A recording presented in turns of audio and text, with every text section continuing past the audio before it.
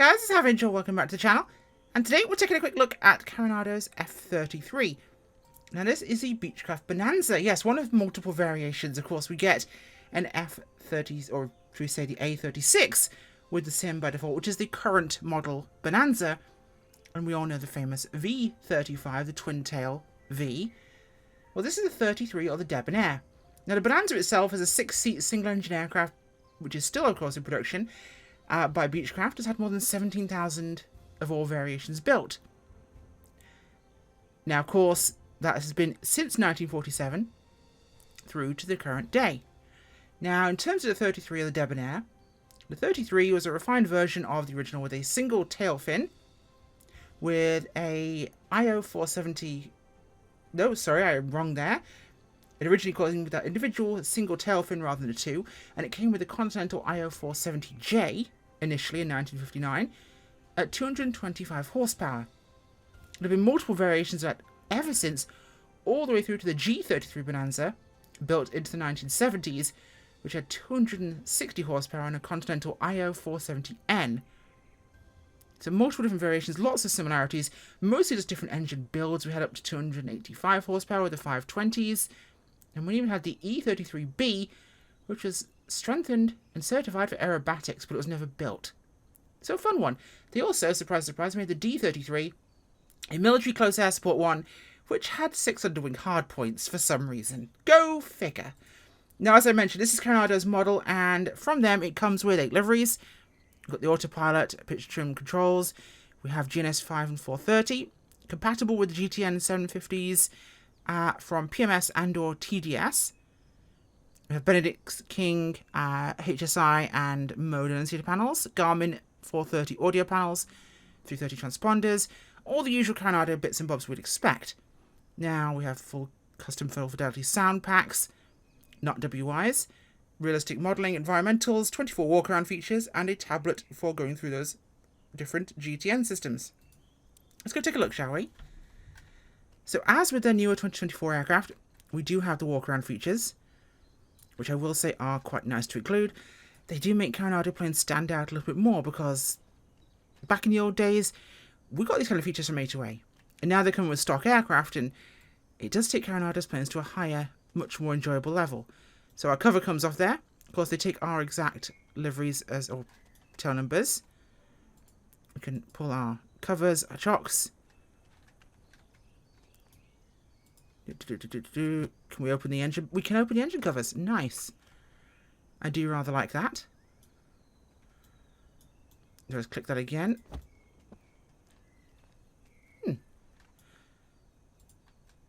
Oh, it's going to make me stand around here. Okay, we can't open that side. But it was nice to be able to do it at least. We can open the fuel caps. That's quite cool.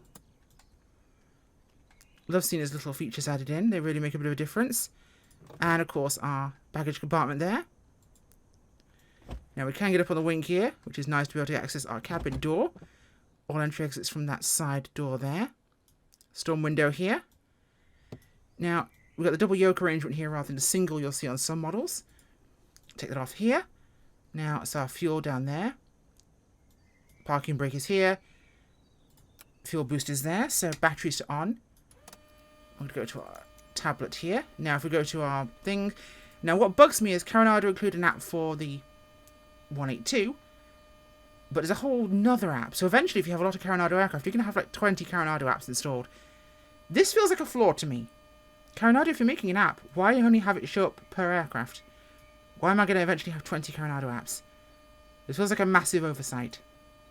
Either way, we can activate, deactivate GTN units and or the Asobo GNS 530 430s from the Foxtrot 33. Running that one right now, so we're going to show it here. Otherwise, power's on, mags are on. We'll just pull the checklist to make sure you go through it fully, so you can see. So, chocks, flaps, yes, that's that bit. Before starting engine, parking brake. Units off, breakers are all pushed in. Gear is set to down. I will confirm that it is down. Flaps are set to up. Cowl flaps are fully open. I believe that's our cowl flaps down there. Our throttle, cowl flaps fully open. Yep, fully pushed. Fuel sector is full as tank. Battery switch is on. Alternator is on. And starting engine will be mixture too rich. Now let's test if Carenado's got their mixture bug with this. I've not touched the lever in the sim. Throttle is fully open. Okay, now we'll just have it to there. Also problem 35 seconds, at least get turned off. I've had that way too long. I should have had that on that long. So it should be a start.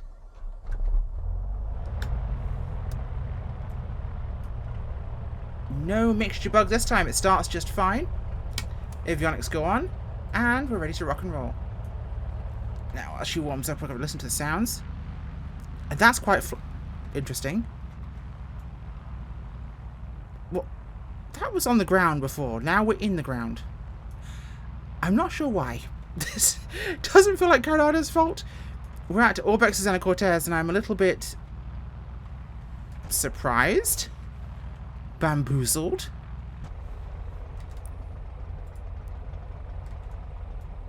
It's not paused. Oh, we were apparently hit pause button somehow. That's news to me. Yep, there we are. We're on our wheels now.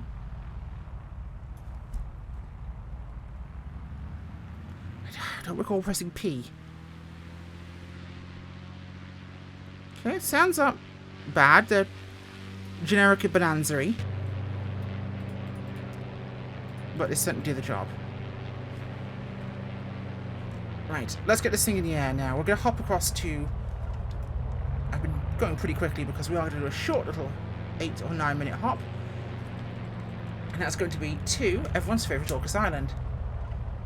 So as I mentioned, this is Ana Cortez by Orbex, and we'll be heading to Orbex's Orcas Island.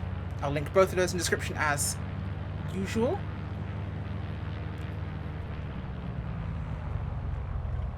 And finding my way into the parking lot is actually quite hard, apparently. Oh no, need to leave the parking area to get to the taxiway. So being a bonanza, really good visibility over the nose, not a problem at all here. Close our storm window.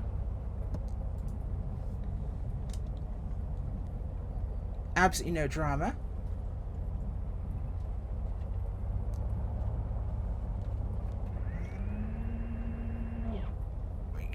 Nice, easy forward visibility. Now, I've always preferred this variation myself. Now, we had this in 2020.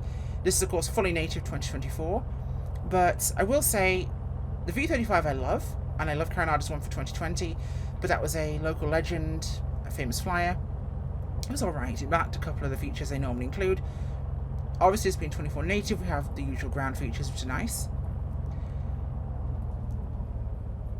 But those extra little immersive features just add a lot of nice enjoyment. No intersection takeoff, I see that as a challenge. Bags of runway here.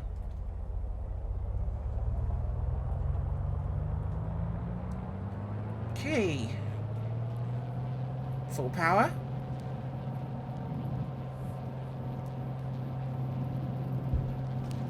There we go, and gently away.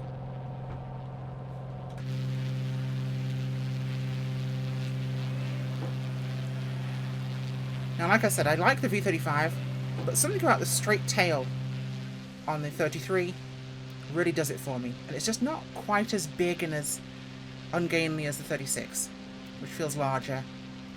Of course, the 36 has the double doors on the back, which useful for capacity and loading, of course. This has only got the single door. And of course, there's harbour down there.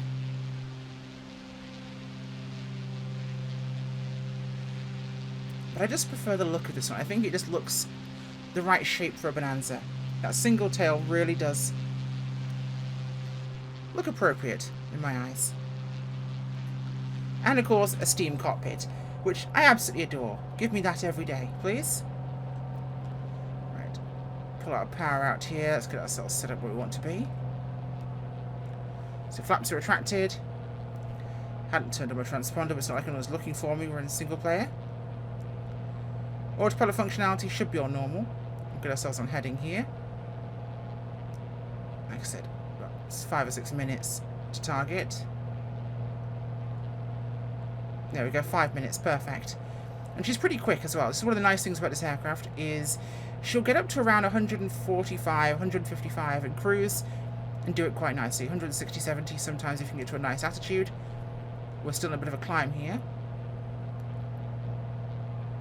So we'll eyeball around 160 really for our cruise of this aircraft, which is pretty decent.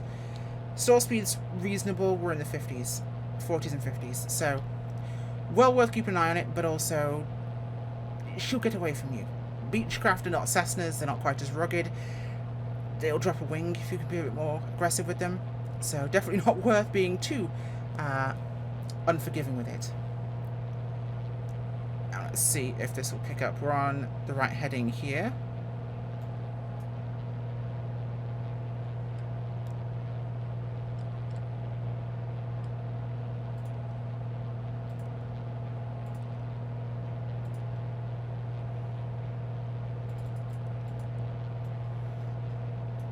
Okay, and we've engaged, we've captured. So that's working just fine. Anything in the back to look at? Now, can't get through those seats, which is a bit of an annoyance. Now we can.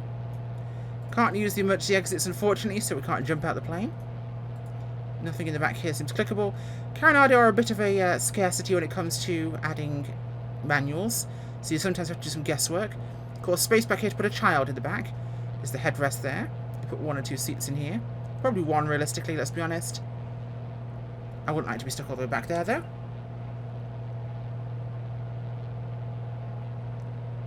ADF is quite nice to include. Some more options. Otherwise the general older spec of instruments we'd see. Haha. Just testing.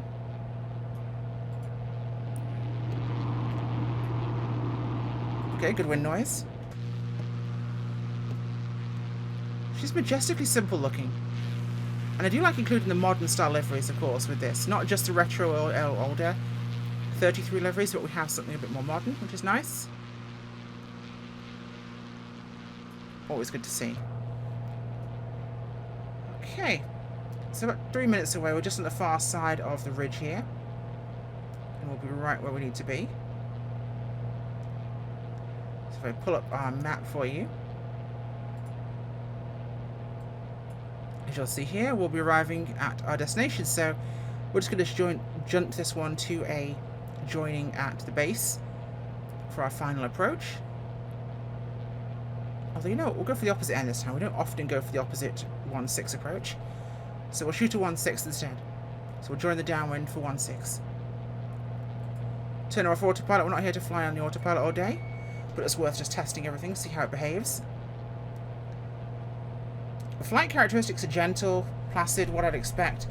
I could roll it, which is more than I'd actually expect from a F33. Not bad, surprisingly. Now we'll see the big thing when it comes to Carenado's low-wing aircraft is they tend to be relatively slippy. So if she will see, I'm not Sean Connery, we'll see if it'll slow down. We'll see if it'll slow down. Trim is reasonably responsive. No complaints there. Some aircraft I find are very, very slow on the trim. Some are quite quick. This one is fairly quick.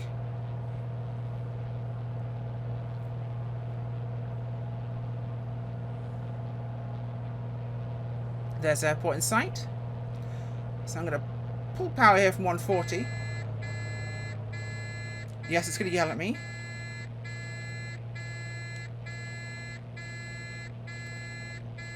But you know what, we'll just advance throttle enough that it shuts up. She's dropped a lot of speed very quickly there, so I'm not super concerned. So let's advance that to where it'll stop, and we'll join the base downwind even. And should be fine. So I'm going to be thrown off because I'm normally making my approach here on the... Is it 1-6 and 3-2? 3-4. So it's 3-4. I normally make runway 3-4 approaches here at AUKUS, so I'm coming in over the bay and over the little cove there with a little island. So my usual approach is to base to final here. So it's going to be very odd coming in the other way. I hope we'll manage. Good to shake things up every now and again. Although, one of the reasons I always do the same approach is it lets me see the difference between aircraft more specifically.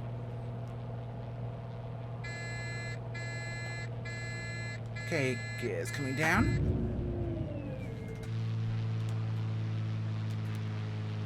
Nice and easy there. Oh, she like a brick thrown out there. The gear came out and it became an absolute drag chute.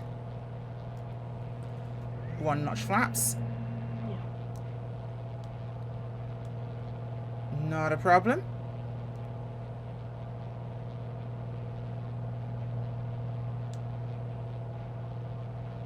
Okay.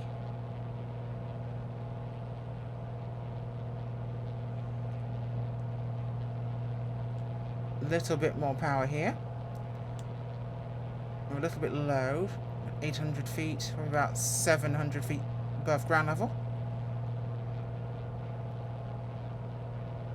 Okay, a little bit more to our right here. Second notch flaps, power off. Or down.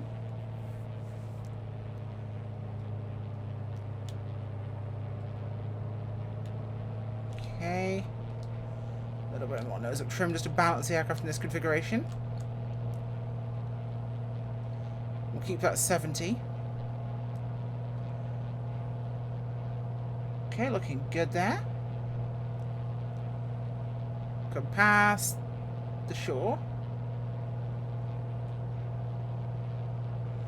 Power to idle, dropping the nose, turning base.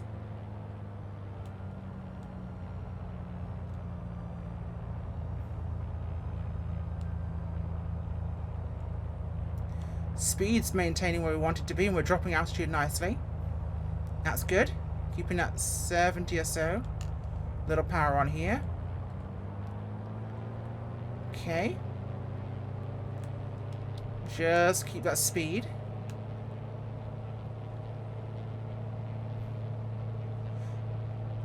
Perhaps a smidge on the low side here, but not bad. Bring her around for final.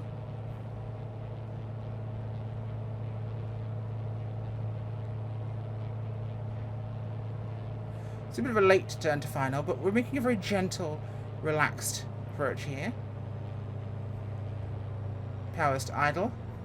Speed's about 73. Bring the nose up.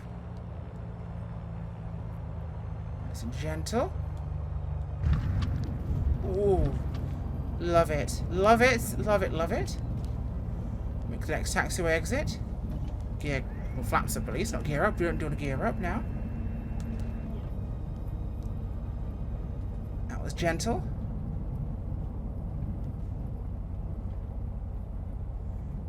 And a nice convenient exit. It is very, very nice, very basic. It's a simple, clean GA aircraft. If you want a touring aircraft that will take you where you want to go, it's got an autopilot, it's got good speed, good power, really nice handling characteristics, and great visibility. That's the one thing I love about the Beechcraft, is great visibility. And unlike the Bonanzas we have, and the Baron, of course, in stock 2024, which have kind of dark glass in them, this does not. This is quite nice, in fact. I am offset from where I'm meant to be parked, so we'll do it here. Nicely done.